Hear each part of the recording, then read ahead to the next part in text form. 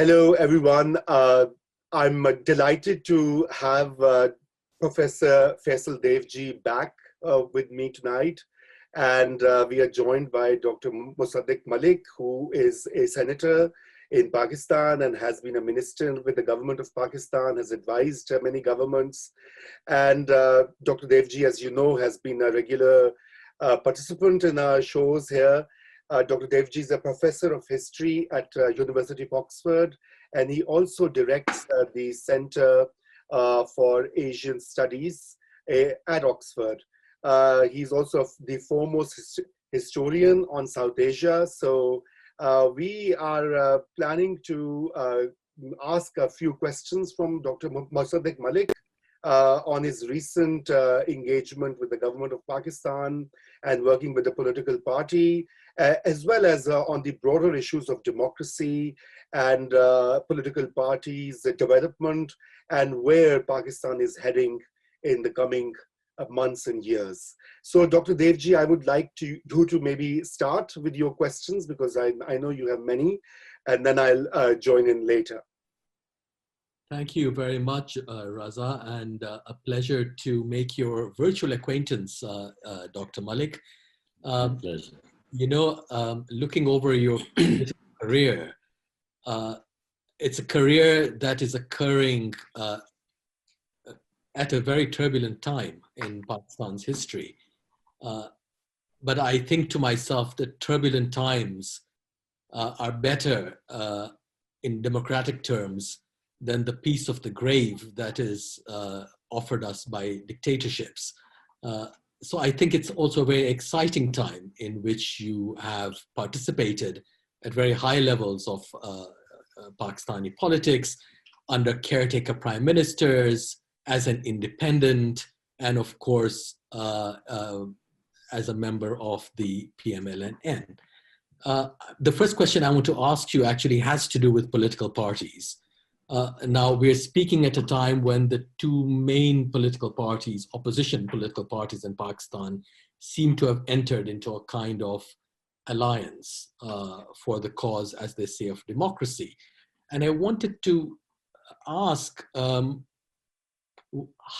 and why do you think it is that despite all their misfortunes in the past several decades, these parties have had the resilience to survive military rule and other forms of authoritarian government in Pakistan?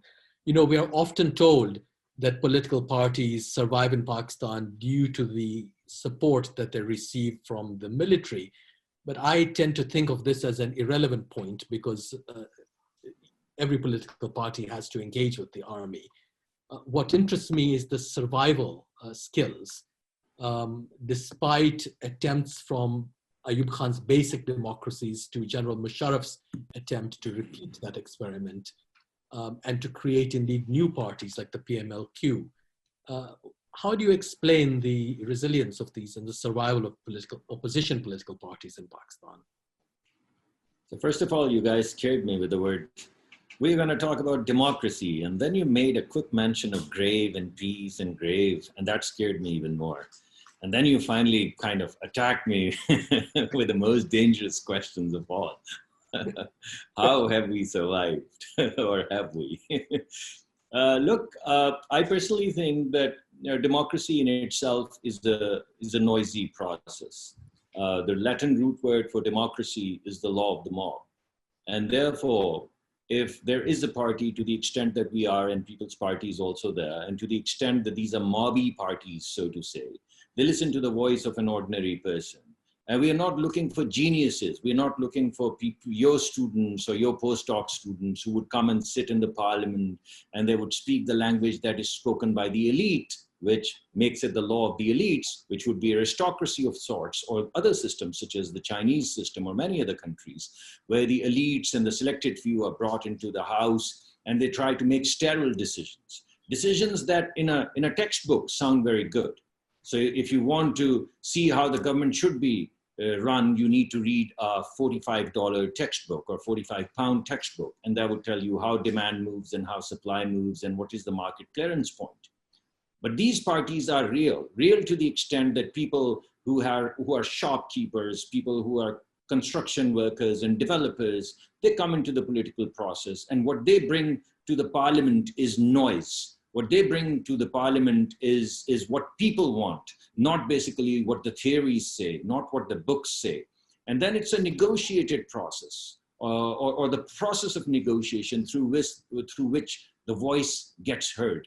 And because it is a very noisy process, those parties which have the patience and the wherewithal to deal with that noise, and those people who represent that noise of the street, is what we bring into the parliament. And the process that we use is basically, let's sit and let's make a go at each other and let's negotiate. And every single time you say yay, I have to look at 5 reasons why it should be nay. But in both cases, you're saying yay in people's interest, and I'm saying nay in people's interest, my constituency, because I know for sure that in 5 years, I'm going to be in front of these people again. And they're going to grab me by the collar and they're going to say, but my daughter, I don't care about what the book said, but what about my daughter? What about my son? So to the extent that these two political parties represent those sons and daughters, and the dreams, frankly, that a mother has for her own daughter, and not the dreams that Pakistan should theoretically aspire for because they're written in a book of sorts. That, I think, is the major difference between these two parties and many other parties. Many of the contrived parties have what we call the technocrats, which are brought in, who have read all the books in the world, but they don't understand the street, they don't understand the people. So they make those graphs, which are fantastic, but irrelevant. So I think what has brought us relevance is that our political graphs, and not really the demand and supply graphs, represent the wishes of the people. And that's why we've kind of, in spite of all of these interventions, survived. And because it is a noisy process, we also learn how to negotiate. And sometimes we go to, my personal view is that perhaps we negotiate a bit too much, and perhaps we should not have at many junctures negotiated. But in the interest of democracy, or if we are scared into the interests of democracy, or we are told this is in the interest of democracy, we also kind of move back and forth, and we morph with times. And when the oppression is there, we kind of take 2 steps back, but we never make it noiseless. So to the extent that we are noisy, to the extent that we have a democratic agenda in our mind, to the extent that we don't mind dealing with sweaty, dirty people who come into the parliament and shout and yell and talk about the interests of their people who are equally sweaty, to that extent, I think we'll continue to survive. Thank you. You know, as you were speaking about negotiation, I was reminded of a famous speech by Quaid-e-Azam Jinnah, where he says that he would be willing to negotiate even with the devil if it was in the benefit of his nation.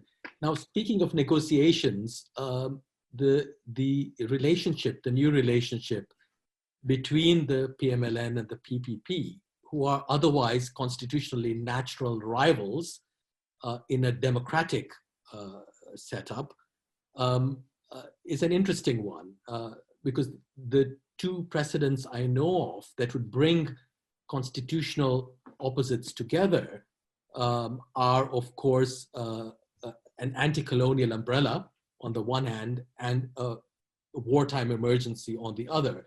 Neither of those 2 situations exists in Pakistan today. And I wonder if you could say something about the problems facing such a relationship without, obviously, I'm not asking you to make any revelations that are confidential, but you know, how is this partnership really going to progress? I think we are rivals. It is not that we are otherwise rivals. We are rivals, but we are rivals in the framework of democracy. So the fight that we're putting up for is for democracy, because if the game of democracy is finished, we have no game. And therefore, whenever there is another agent that is deemed by these political parties as anti-democracy, or so to say, pseudo-fascist, which is how I would call the current government, then we, in spite of the rivalry that we have, and because of the rivalry that we have, and because of the fact that we want to maintain these rivalries, peace. It's important for us to push the democratic agenda. And therefore, there's a natural alliance in place, with all of its turbulence. But then what is democracy if not turbulence? And that's where you began, when you said that I'll much rather have this noisy turbulence than the peace and grave. And that's exactly what we believe in. We believe that the peace that people are talking about, and the current government is talking about, which is very aristocratic, which is pseudo-fascist, where the voice of the journalists are basically lowered or muted. Cases of sedition are casted against them. The politicians are being arrested by using NAB and so on and so forth. And there's a whole machinery of the government which continuously tries to discredit the political space by calling each other thieves and thugs and this and that. It's not about just discrediting us. One of their agendas is to discredit the political space, so that if any pseudo non-democratic intervention, as we deem the current government is, almost a cog, if it is warranted or needed, the space would be so muddied, or the space would be so delegitimized, that this kind of intervention there would be a space for this kind of an intervention. So frankly, answering directly to your question, we are rivals, and we shall stay as rivals. And we will fight, but we will fight in people's interest. Right now, we want to have this people's fight. We want to get it going. And in order for us to get it going, it is important that all of these elements that I've alluded to, whether it be political persecution or journalistic persecution, or basically the persecution of people who are on social media opining about issues that are close to their hearts and minds, we believe that, or basically, as you've seen in many cases, blackmailing of the senior officials, such as the NAB chairman, by releasing their videos by the SAPM, special advisor to the Prime Minister's own TV channel, and he was subsequently removed. But this just tells you how the game is being played. The center of gravity of every individual, whether it's political or journalistic or belongs to a particular institution such as NAB, the center of gravities are established, and then the pain is appropriated individually. So we basically have a natural alliance against this kind of oppression or this kind of pseudo-fascism, and we are trying to get the political game going. Now, that doesn't mean we'll agree on everything, and we are kind of quite okay not agreeing, and we are quite okay in terms of fighting. So we have an agenda, and we try to agree on the minimal agenda that is warranted or needed to push the challenges of democracy forward. And then other than that, as soon as we begin to flirt with the outer edges of it, we make a go at each other. And that's what democracy is about, and we're good with that. Yes, no, thank you. I think that's really a wonderfully concise definition of democracy as a form of government that institutionalizes in a peaceful manner antagonism, the antagonism that is so necessary for free political life to exist. Now, you mentioned the current government, and I want to move on to it and to the PTI, the ruling party at the moment, because clearly the PTI, at least in my view, is not simply a put-up party like the old King's Party, as it was known. It seems to have a genuine base, or had at its inception, or more recently, a genuine youth base in particular, and yet to be curiously negative in its demands, negative and punitive in its desires and demands. So it is about anti-corruption, about anti-incumbency, about everything is anti. Which strikes me as something that's not unique to it. This is true of a contemporaneous political movement in neighboring India, the Aam Aadmi Party, also brought to power only in the city of Delhi on a platform of anti-corruption. And both parties, it seems to me, are interested in governance rather than government. It goes back to what you were saying about technocrats, Senator Malik. I wonder if you could say something about whether this party has the kind of staying power that the PMLN and the PPP have demonstrated over decades now, whether it represents something new, not just for Pakistan, but if you take India and other countries as comparators, that it represents a new political form that has emerged in our time. So I think if you were to compare and you were to find an answer, the answer is probably latent somewhere in the way Prime Minister Modi and President Trump have run their affairs, and not in how Aam Aadmi has run its affairs. And you would then find that hate, you would find that prejudice, you would find that high-handedness, what I call pseudo-fascism. You would find all of those populist things where you malign someone, where you discredit someone, where you dehumanize someone, where you make a go at someone. You'd find all of those elements of what you see in the way of anti-Muslim kind of narrative or rhetoric in India, and whatever rhetoric President Trump comes up with. I can't even frame it because it changes every week. It's anti-I, then you, then she, then her, then by name, David or whoever. So I think these are more relevant comparators if you want to look at how the current government and Prime Minister Imran Khan is running his affairs. That is very interesting. And yes, that gives us a quite different global narrative in which to fit Pakistan's current government. But I wanted to turn to Mian Nawaz Sharif in exile in London. As we all know, he has emerged.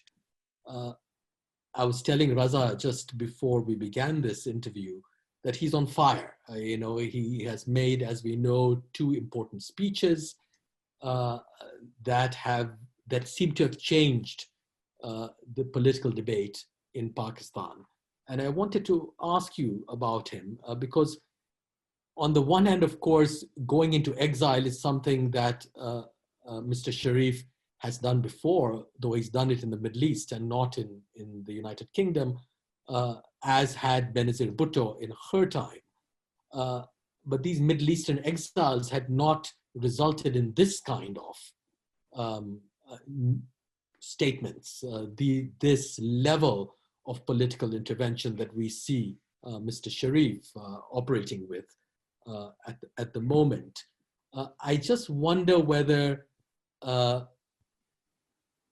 what's happening between Islamabad and London and many other parts of the world tells us something not only about the PMLN and its leader, but also about a kind of new transnational politics that mirrors the diaspora, the Pakistani diaspora, much of which is characterized by dual citizenship, so it actually is capable of participating in politics in more than one country.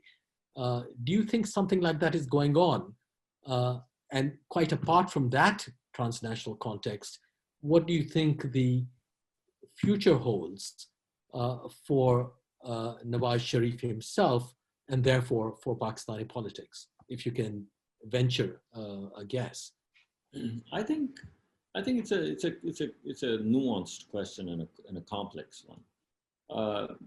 So I think Pakistani diaspora has always been very active, and Pakistani diaspora shall stay very active, and it becomes particularly important when you deal with the GCC, where we have the largest part of our diaspora, and the United Kingdom as well as the United States, where we have very influential diaspora. In terms of numbers, I think the United Kingdom is probably very important outside of Saudi Arabia in terms of our diaspora. In terms of people who've actually now second or third generation, people who are actually participating in the UK politics and UK economic and social fabric and thought leadership and so on and so forth. So I think it's a very important playground. And I think United States as well, because Pakistanis there, though they're not that many in number, I think they're very influential people and very highly educated people. So these are all important elements, and they've always been very active. A lot of doors are opened up to them because in in non-democratic, during the non-democratic interventions, the source of local legitimacy is not in place. So therefore, it's very important for the non-democratic actors to seek legitimacy from elsewhere. And they have more than often reached out to the international, both diaspora as well as international agents, and leveraged the international politics to kind of justify themselves or legitimize themselves for a couple of years, and then they get delegitimized anyway, whether it be Afghan war or 9/11 or whatever it is. You know, they use those in international kind of gameplays or international policy bents to their advantage to seek some legitimacy, international legitimacy, and also reach out to the diaspora. But at the end of the day, diaspora is very critical, and so are the people of Pakistan. And if we are 220 million people or more, then I think a very important part of our existence is our diaspora and their thought leadership and their inputs into Pakistan. But in terms of democracy, which is the law of numbers, even a larger legitimacy needs to be sought from where 220 million people are. And that's where mostly such governments cannot legitimize themselves. So that's the dynamic that I wanted to comment on. Right now, I think we getting support both from our diaspora as well as from within the country, because what Nawaz Sharif is talking about is something very simple. You can frame it 100 ways, in 100 ways or more. But basically what he's saying is, how about constitution? How about constitution? How about imagining a country where there's some established governing rules? How can you run? You can't even run a corner shop if you don't have the organizing principles. I was once giving a talk and I said, it's not that Pakistan has a fundamental problem. It is that Pakistan has the problem of the fundamentals. And I think that's what Nawaz Sharif is talking about. He's saying, not the fundamental. How about the fundamentals? Let's talk about them. Let's define what the rules of the game are, and let's hold them stable.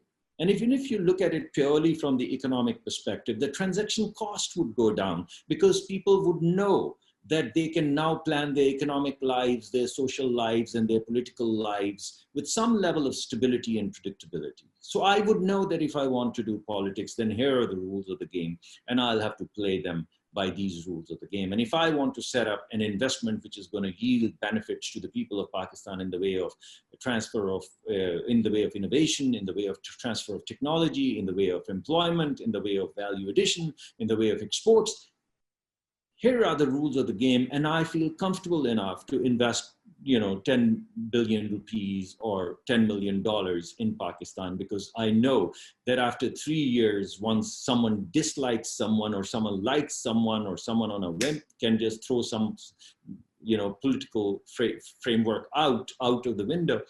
When you know that that is not going to happen, you feel more comfortable. And economy is all about the comfort.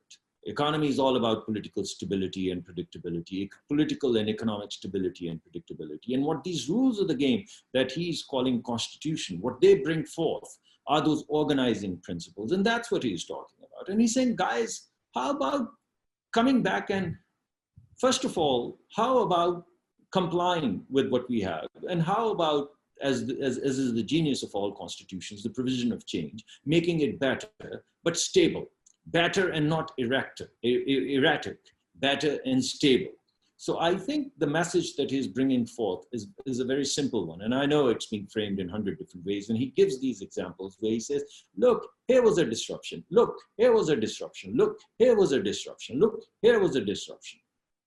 So if these disruptions were not placed, can you imagine another country, another kind of country, not another country, the same country, but of another kind, where there's rule of law, where there's supremacy of constitution, where the rules of the game are stable and they're transparent and they apply to everyone. And even, I was once talking to this very dear friend of mine in Boston, and I was talking to him about filibusters and the government shutdowns. And I said, what the hell, man? Why do you guys have these filibusters? Why do you have these? He looked at me and he says, these things were inculcated structurally in our constitution so that no one can run away with the government. And if that means a shutdown, so be it. But no one person, no one fad, No one kind of populist person should be able to run the government in one way or the other. It is noisy. And this is the noise that we've inculcated. And that's the idiom that I continuously use for democracy. It's noisy. And if you don't like the noise, you're not going to like democracy. Then you're going to seek some sterile kind of framework. And what Nawaz Sharif is talking about is the stable structure on which this noise can be inculcated.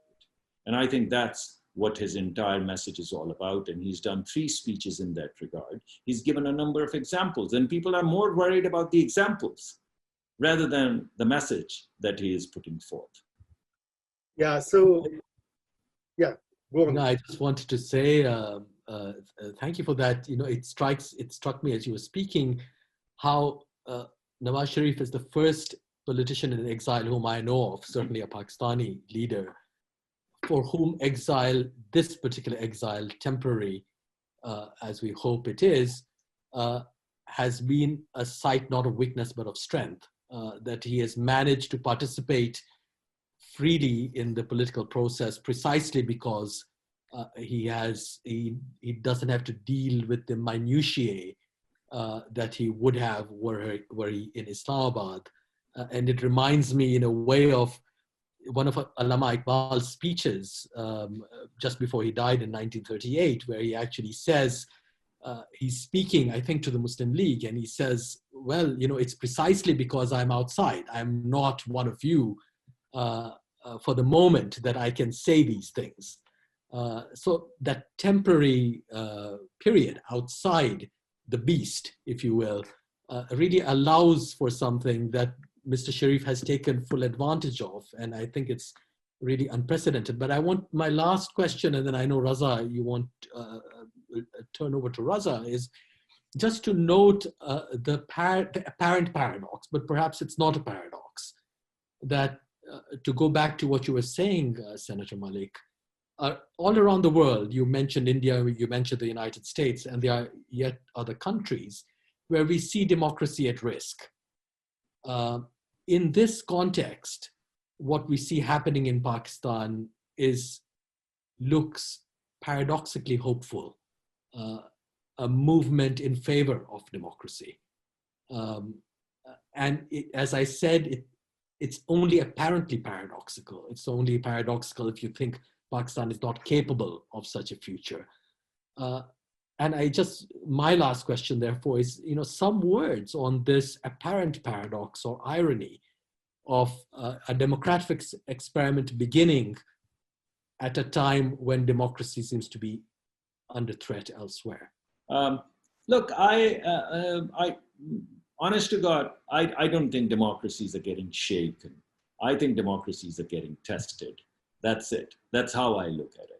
And for me, I've lived for a number of years in the United States, and I saw the bombing of the abortion clinics, and I saw the Tea Party movement, and I saw a lot of such movements. And I've always thought of them as laughable stock, that once the dust settles and you look over your shoulders over a certain time horizon, you see how the genius of democracy. You see how negotiations and how this rallying kind of makes the democracy stronger rather than weaker. So I think what President Trump has done would be mitigated shortly. And you would see the pendulum kind of swinging back. And that's the genius of democracy, because if this was some kind of aristocracy or the elites movement, then it would be stable by force. And that force, which is not the will of the people, shall stay for decades. You know, whereas here, every 4 years in the United States and every 5 years in Pakistan, you're going to be tested. So I look at both of them as a test of democracy. We have basically fallen apart for a decade at a time in terms of our tests of democracy. But we are hopeful. We are hopeful for ourselves. We're equally hopeful for other parts of the world where we have these populist figures kind of swinging the pendulum. But so long as I mentioned earlier, the rules of the game that Nawaz Sharif is alluding to, so long as the rules stay stable, the pendulum shall swing back. Because that's the whole idea of pendulum. That's physics. You pull it, and you pull it, and you pull it. And as you're pulling it, it's gaining the potential energy for a swing back. And as soon as it comes to the will of the people, or it's surrendered, that pendulum is surrendered to the will of the people, it swings back, sometimes in big, long strides and sometimes incrementally. In both cases, it swings back. So I'm very hopeful about international politics, and I'm very hopeful about Pakistani politics. And in both, the difference between ours and other democracies is that they have much more stable rules of the game, and therefore every 4 years the pendulum can swing. In our case, the rules are unstable, and therefore when the pendulum doesn't swing, it just breaks. And then we have to put together another kind of swing system. We have to put together another pendulum, and sometimes it takes us 10 years to put it together. But I'm hopeful in both cases, not just for Pakistan, but also for other parts of the world, because I essentially believe in freedoms and rights. And if you believe in freedoms and rights, deontologically you say, yeah, it has to come back because it's right. Freedoms are good because they're good, because I want to be a free man. I was born a free man. And I think that's the spirit, and that's the lens through which I look at democracy. Well, that is a very interesting set of comments, Senator Malik, and thank you very much indeed for your conversation and for your time as a whole. Raza, I think you have some further comments to make. Yes, just a very one or two short questions. You've covered most of the ground, Faisal. So, Dr. Malik, I think what is of great interest, I mean, you know, linking to the earlier conversation, which is more broad, which is broader and more sort of conceptual. I want you to talk a bit about your time in the Prime Minister's house, you know, in the last years of the PMLN government, as an eyewitness to history being made or unmade. I mean, I don't know, depends on the perspective. And of course, there are certain things that you will not be able to talk about freely, but those a lot of things, a lot of things, but those which you can, I think, are very important, particularly in terms of the rules of the game argument that you were saying, and Faisal was also, you know, prodding you with these questions. So, what was happening in Nawaz Sharif's prime ministerial inner cabinet? I mean, you know, just a few pointers. Which have led to such an impasse now. I mean, you know, this has been a process. What we are witnessing today is not just happening in 2020. It's rooted in something much longer and deeper, perhaps. I mean, I think I don't think it's the last couple of years, you know, in the Prime Minister office or Prime Minister house. I think he's been there 3 times and he's never been able to finish his term. So I think, as with Professor Devji's presence, you have to take a historical view. You have to take I mean, if you want to learn what is happening, you have to take the art of long view, only retrospectively. You have to. I mean, I think once we understand what has happened over a period of time, then we'd be able to write the history of future, and we'd be able to see were we to kind of erect a country which is democratic and which protects rights and freedoms, what would it take? And I think it's this continuous resistance to kind of put forth some rules of the game. Now, I'm not saying 100%. I mean, as I said, for every 2 steps that we've taken forward, there's been a step that we've taken back. We've taken the beating for that as well, and we've cut some compromises as well. But the whole idea was to push these rules forward, push these constitutional rules forward. And sometimes they lend themselves to a combative situation. And in certain cases, you can move back and forth, play that kind of game, political game, to survive the day and also push the agenda forward. And sometimes, you know, you say, I'm not going to play by these rules. And I think the impasse comes when you say, I'm not going to play by these rules. And that's when, you know, it becomes very difficult to move forward. And that's kind of what I saw happen. Right. And going forward, I mean, you know, I was intrigued by your remarks on the, you know, the competition between the major political players and how that is part of the democratic sort of framework. But do you think that, you know, you sounded very optimistic about Nawaz Sharif's intent to lead this movement towards, you know, some semblance of democracy, to to avoid the pseudo-fascist regime or to undo it or to amend it. But do you think that there is sufficient support? I mean, I know that Nawaz Sharif's voter base is certainly with him in this, but then, within his party, within other parties, would he get that kind of unqualified support moving forward? Because we have seen in our history, again, if you take a long historical view, these different players enter into compacts and negotiations with the powers that be.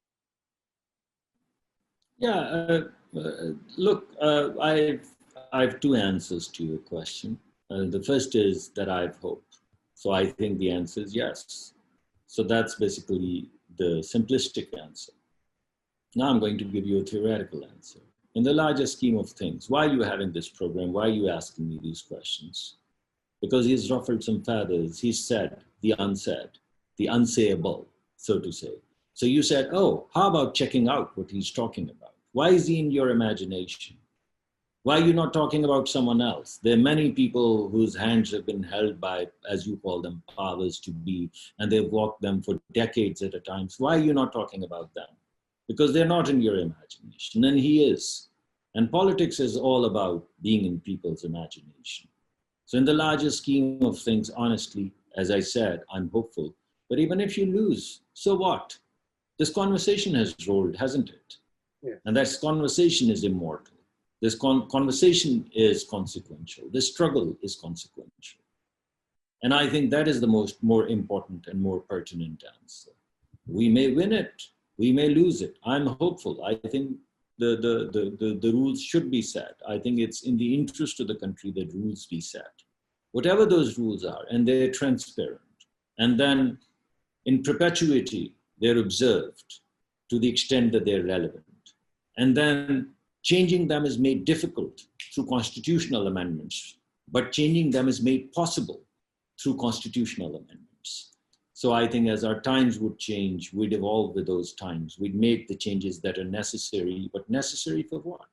Necessary in the interests of a common person, necessary in the interests of the poor and the disenfranchised and the minorities. So I think you have to give them voice. And constitution is the protection against the tyranny of the majority.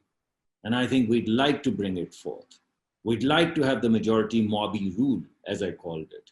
But we'd like to have the constitution that protects us against any kind of tyranny of the majority. Otherwise, a ruleless game, as you're seeing in India, can make this majority kind of extremely, extremely oppressive and can cause a lot of blood, not just sweat. So our hope is that we would be able to settle these rules. Our hope is that our rules would be based and grounded in fundamental rights and freedoms. And that's the struggle. And I think even if we lose, it's worth it. Great. So I think it was a fascinating conversation. Thank you, Dr. Devji, for your participation and most reflective questions. And of course, Dr. Malik, that was wonderful. Once again, good to see you. And we'll end for today now.